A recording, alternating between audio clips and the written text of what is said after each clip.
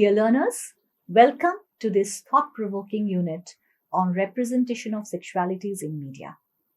This unit will help you explore how media shapes and reflects societal understandings of sexuality.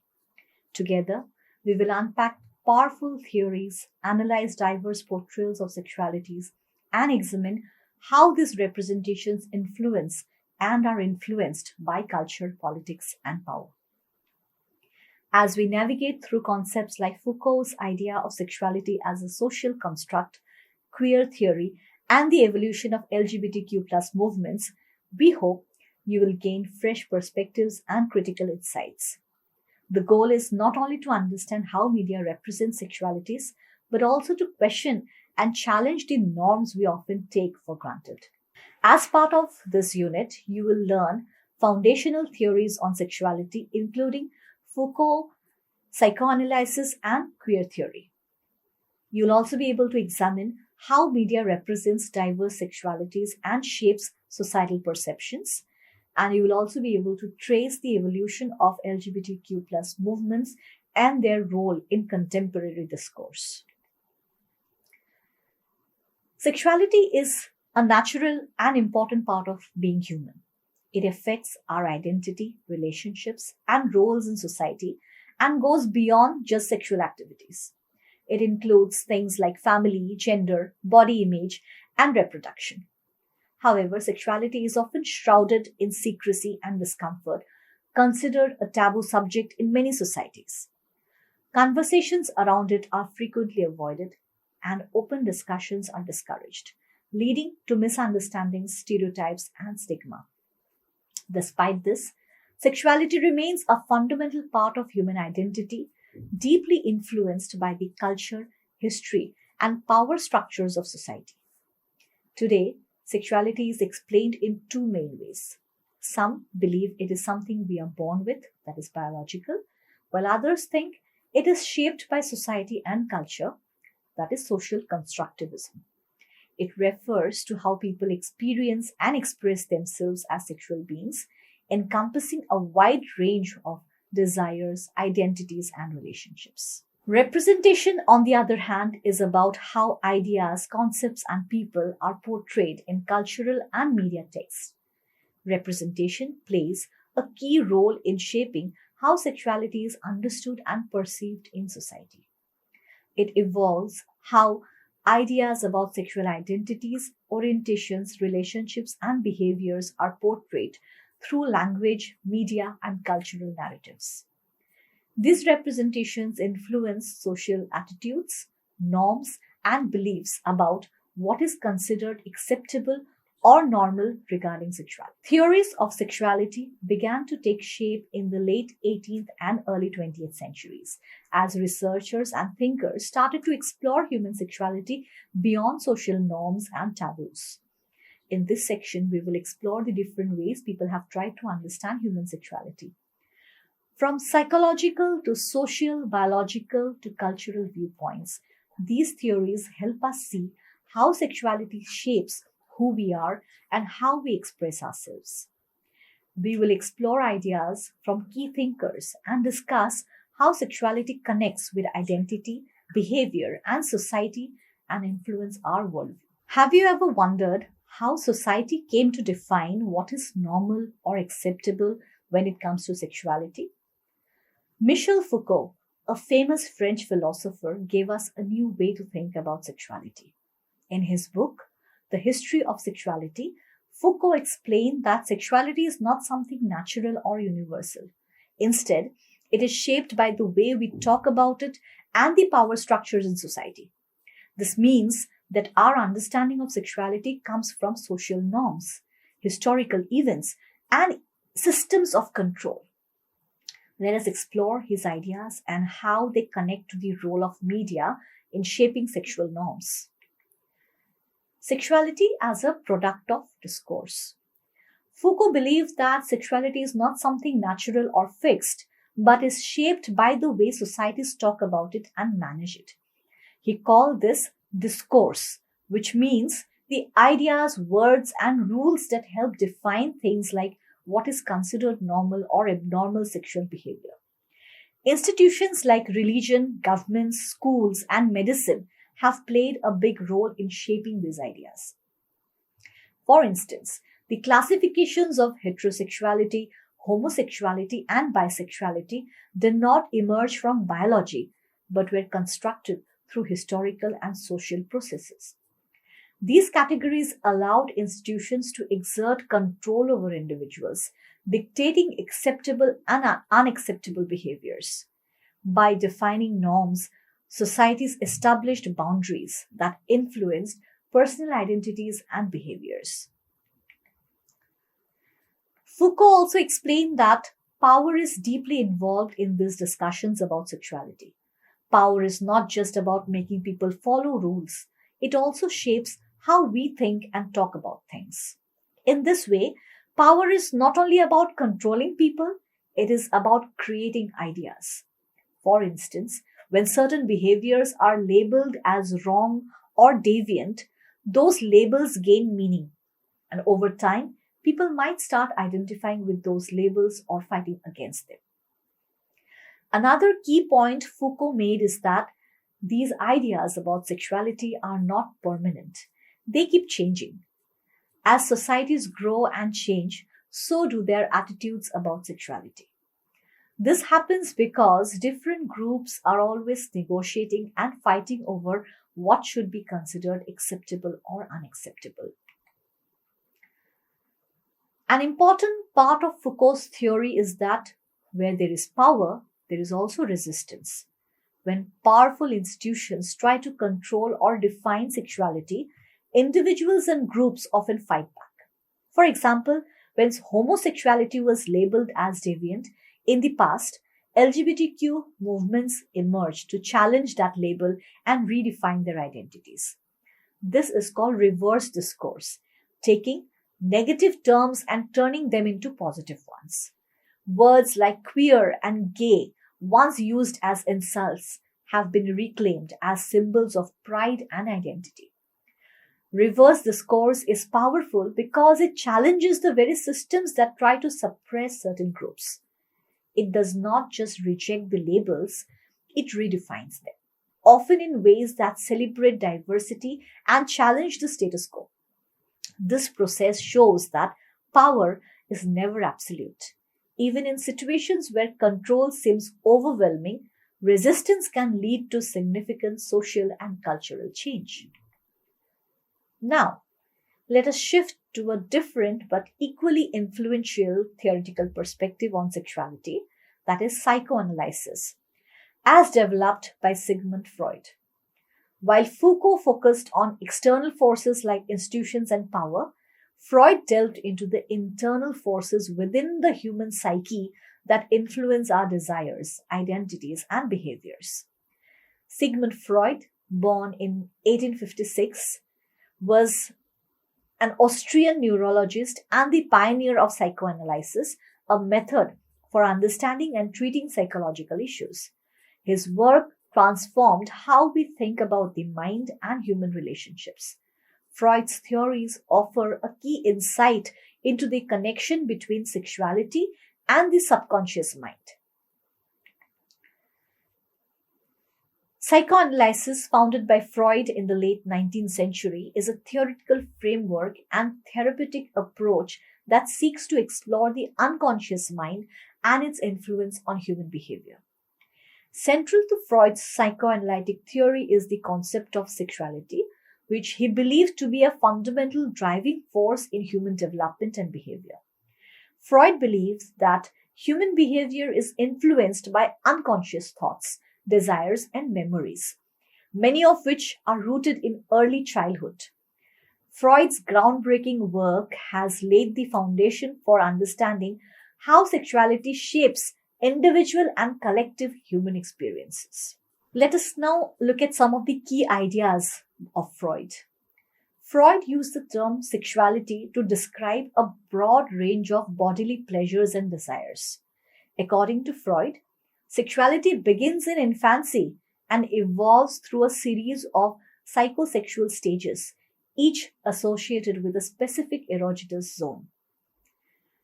The first is the oral stage, that is from 0 to 1 year, where pleasure is derived from activities involving the mouth, such as suckling and feeding. Then comes the anal stage, that ranges from 1 to 3 years, where focus shifts to the control of bowel and bladder movements, symbolizing issues of autonomy and control. Then comes the phallic stage, which lasts from the 3 to 5 years. The child now becomes aware of their own and others' genitalia, leading to the development of the Oedipus complex or the Electra complex. Then the next stage is called the latency stage, which runs between 6 to 12 years, where sexual impulses are repressed and the child's energy is directed towards socialization and learning. And then comes the genital stage, that is from 12 years onwards. Sexual maturation happens, which leads to the establishment of adult relationships and procreation. In his seminal work, Three Essays on the Theory of Sexuality, Freud introduced concepts that have shaped how we think about desire and identity. First, he talks about desire and the libido. Freud proposed that sexual energy or libido drives much of human behavior and shapes our desires, identities, and relationships throughout life.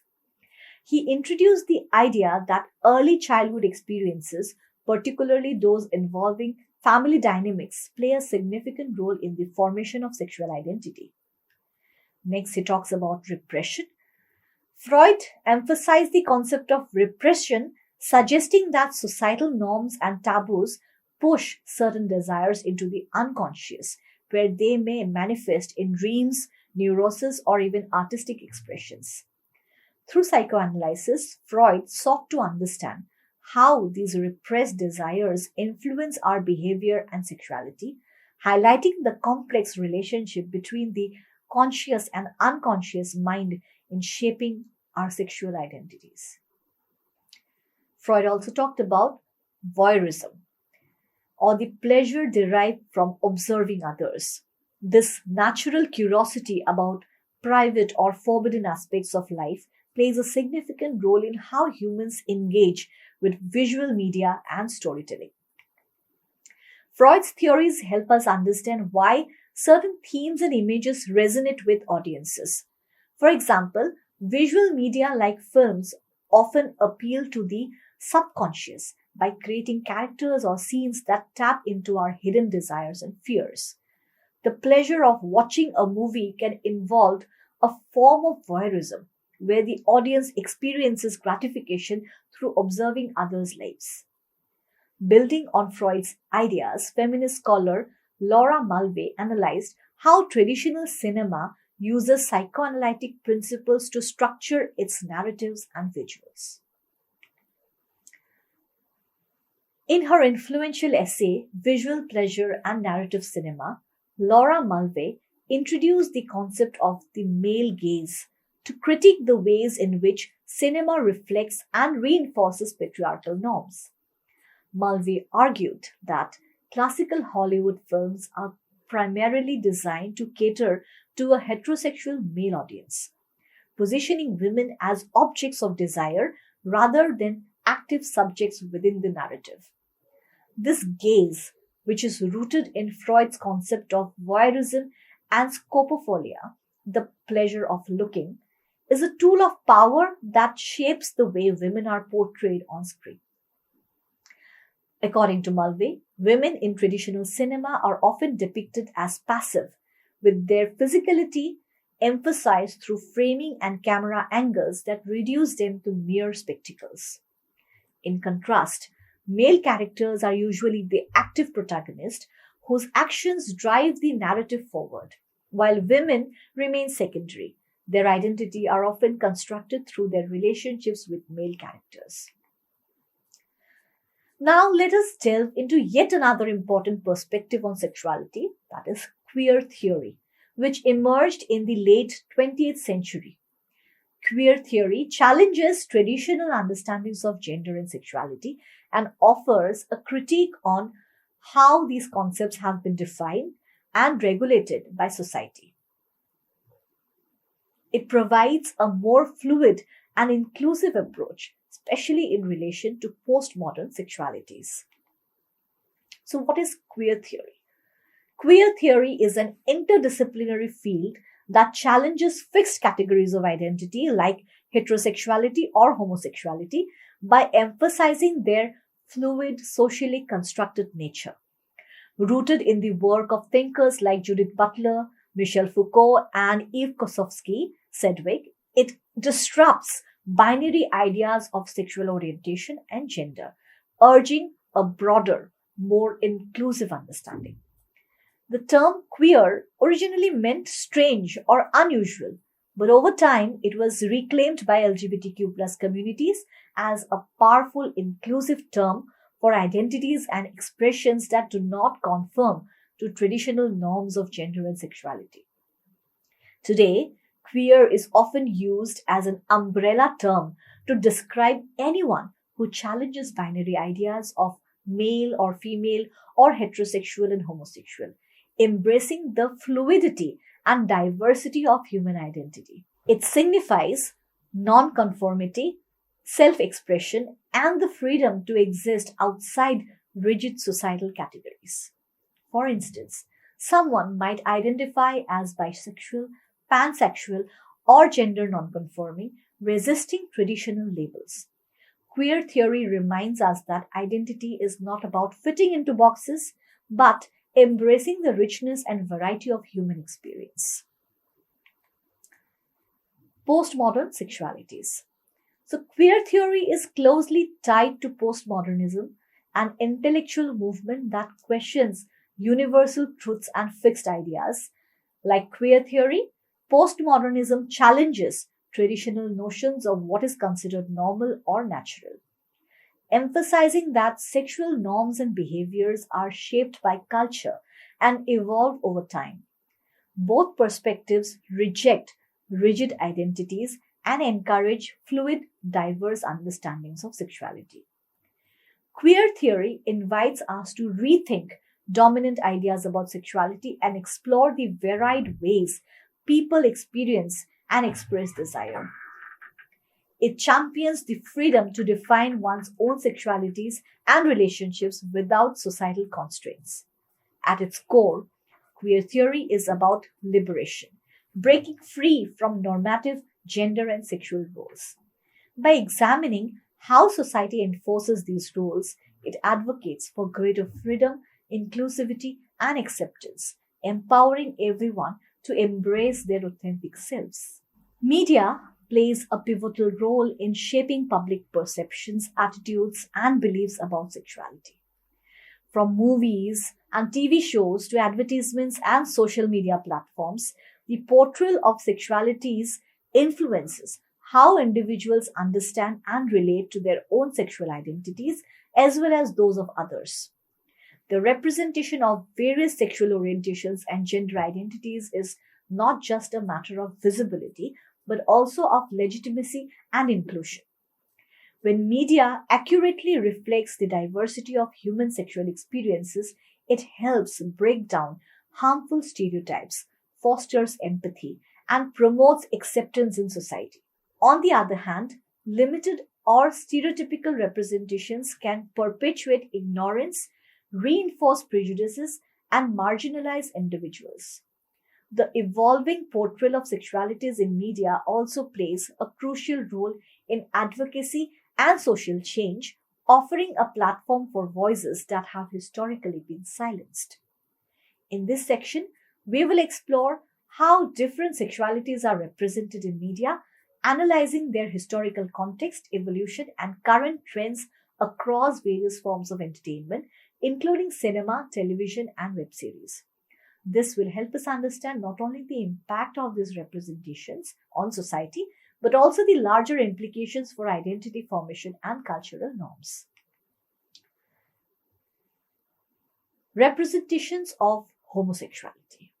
So, media portrayals of homosexuality, including both gay and lesbian identities, have traditionally fallen into five key categories: stereotyping, medicalization, sexualization, secrecy, and normalization.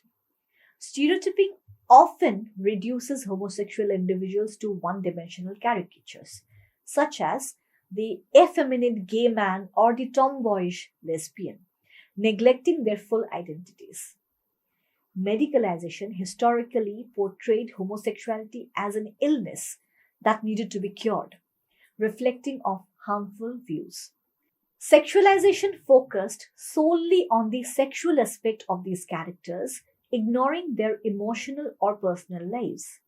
Secrecy depicted LGBTQ plus characters hiding their sexual identity, which added tension or conflict to the narratives. Normalization marks a shift where LGBTQ plus characters are often shown as ordinary people, with their sexual identity being just one part of their lives.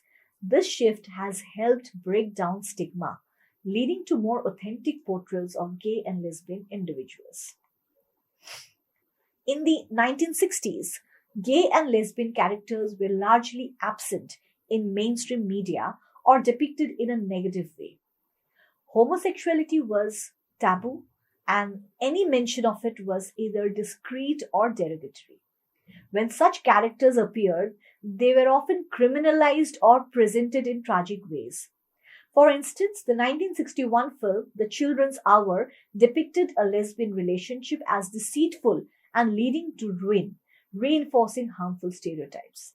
At the time, homosexuality was often considered a mental illness, further stigmatizing gay and lesbian individuals.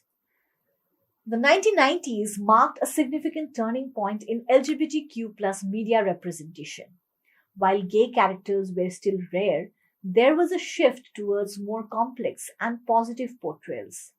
Will and Grace in 1998, for example, featured Will Truman, a gay lawyer, as an ordinary person living a fulfilling life. This was groundbreaking because it moved beyond the usual tragic or comedic portrayals of gay characters. Similarly, the 1993 film Philadelphia, starring Tom Hanks as a lawyer with AIDS, humanized a gay character and highlighted issues such as discrimination and homophobia, offering a more sympathetic and realistic representation of LGBTQ plus individuals. One of the most notable moments of lesbian representation in American television was the airing of the episode The One with the Lesbian Wedding in popular TV series Friends in the year 1995. This was a landmark moment for mainstream TV as it depicted a lesbian wedding which was relatively rare for the time. In the 21st century, there has been a dramatic shift in the portrayal of homosexuality, aided by streaming platforms like Netflix, Amazon Prime, and others. Gay and lesbian characters are now shown with greater complexity and authenticity. In shows like Pose of 2018, LGBTQ plus individuals are central to the narrative, exploring their identities and struggles. Homosexual relationships were portrayed in a more normalized way in shows like Modern Family, which showed a gay couple navigating life and parenthood. While Indian television has completely shied away from representing homosexual narratives, the handful of films that have tried to delve into the issue, like Fire from 1996 and Aligarh in 2015, have been either heavily criticized or banned by regulatory or censorship authorities. However, the rise of OTT platforms have paved the way to break the silence around homosexuality. Shows like Made in Heaven in 2019 and Four More Shots Please in 2019 address homosexuality through empowered narratives and gay and lesbian characters as multidimensional figures, tackling issues like family acceptance, love, and personal identity. Gradually, even mainstream movies like Ek Ladki Ko Dekha To in 2019 and Shubh Mangal Zyada Savdhan in 2020 started to explore a different take on homosexuality. Today, LGBTQ plus characters are no longer relegated to supporting roles or tragic storylines. They are increasingly integrated into a variety of genres, helping to normalize non-heteronormative sexualities and promoting inclusivity in media. However, challenges remain in ensuring fully authentic and diverse representation. The journey towards more inclusive portrayals continues, but there is a noticeable shift towards acceptance and understanding, offering a broader conversation about sexual identity and rights. Representation of heterosexuality. Heterosexuality has been a dominant theme in media since the beginning of storytelling on screen. In early cinema, filmmakers often used poetic symbols such as blooming flowers or falling rain to suggest intimacy without showing it explicitly. These representations were influenced by cultural taboos and societal hesitation around openly discussing sex. Over time, cinema began to explore different facets of sexuality, including the heterosexual relationships, but with restrictions imposed by societal norms and strict censorship laws. In India, the Central Board of Film Certification, that is the CBFC, plays a crucial role in shaping how sex and sexuality are represented in films. Established under the Cinematograph Act 1952, the CBFC ensures that films meet specific moral and cultural standards. Any depiction considered indecent or obscene is censored. For examples, films that portray women expressing sexual desires or explore themes beyond traditional heterosexuality have often faced heavy criticism and cuts. This has reinforced societal taboos around discussing sex, especially female sexuality in media narratives. Television in India similarly has followed strict regulations under the Cable Television Networks Regulation Act 1995. Everyday words are frequently beeped out, and love scenes are heavily edited or removed. Shows with content deemed explicit are often rescheduled to later time slots or pulled off air. Unlike films, television has avoided bold exploration of sexuality, keeping conversations about sex subdued or entirely absent. Romantic relationships portrayed on TV have largely remained heterosexual, and female sexuality is rarely explored openly. The rise of digital platforms has brought significant changes to how sexuality is represented. Unlike traditional television, which families typically watch together, digital platforms offer privacy and convenience, allowing viewers to explore bold and diverse content. Web series, which are not subject to the same level of censorship as films and television, have started to openly discuss sex and sexuality. They use real conversations and imagery to break the silence around these topics. The shift in digital storytelling has allowed media creators to present heterosexuality in a more realistic and nuanced manner. Unlike earlier depictions, where women's sexuality was often shown as subservient to men's desires, some modern narratives attempt to challenge the notion. However, the influence of the male gaze is still prevalent in many stories, where women's sexuality is framed primarily to please male viewers. Popular culture has a long history of portraying women as passive objects of desire, while men are shown as active participants in sexual relationships. This creates a divide in how male and female sexualities are represented. Media often reinforces the idea that men are dominant and assertive in their sexual roles, while women are expected to be submissive or secondary. While digital platforms have brought about progress in representing heterosexuality, traditional stereotypes and biases still persist. For media to truly evolve, it must move beyond these outdated ideas and explore relationships and sexuality in a more balanced, inclusive, and open manner. This would not only reflect real life dynamics, but also contribute to breaking the taboos that restrict conversations about sex in society. Sexual cultures encompass the diverse ways societies perceive and express sexuality, shaped by historical, cultural, and social context. Traditionally, many cultures adhere to rigid norms that privileged heterosexuality, often marginalizing or criminalizing non heteronormative identities. However, in contemporary times, the discourse surrounding sexuality has shifted significantly, driven by the global LGBTQ plus movement advocating for visibility, rights, and equality. The LGBTQ plus movement has its roots in decades of resistance against discrimination and invisibility. Milestones such as the Stonewall Riots of 1969 in the US sparked global activism, encouraging individuals and communities to challenge oppressive norms. In India, the 2018 Supreme Court decision to decriminalize homosexuality under Section 377 marked a transformative moment, reflecting changing attitudes towards sexual diversity in a traditionally conservative society. Media and technology have played a crucial role in reshaping sexual cultures and amplifying LGBTQ voices. Social media platforms, films, literature, and art provide spaces for storytelling, representation, and activism.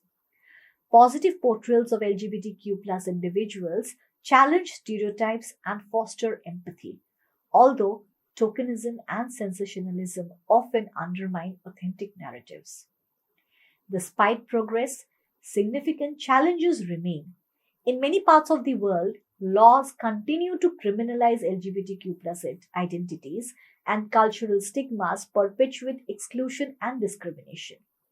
The concept of hegemonic heteronormativity highlights how dominant norms privilege heterosexuality, reinforcing the marginalization of other sexual orientations and identities. Additionally, societal expectations often restrict conversations about sexuality, limiting open discussions and perpetuating taboos. Contemporary sexual cultures are often deeply tied to broader struggles for human rights and equality. Movements like pride parades and the #MeToo campaign have not only increased visibility but also sparked critical conversations about consent, power dynamics, and the need for inclusivity. The ongoing evolution of sexual cultures and the LGBTQ movement reflects society's efforts to embrace diversity and dismantle systemic biases. By fostering acceptance and creating spaces for meaningful dialogue, contemporary societies can move forward toward a future where all sexual identities are valued and celebrated. In conclusion, this unit examined the representation of sexualities in media, exploring theories like Foucault's invention of sexuality, psychoanalysis, queer theory, and postmodern sexualities. It highlighted the portrayal of homosexuality and heterosexuality, revealing persistent stereotypes alongside strides towards inclusivity. The discussion on LGBTQ movements emphasized their impact on contemporary discourse and efforts for equality.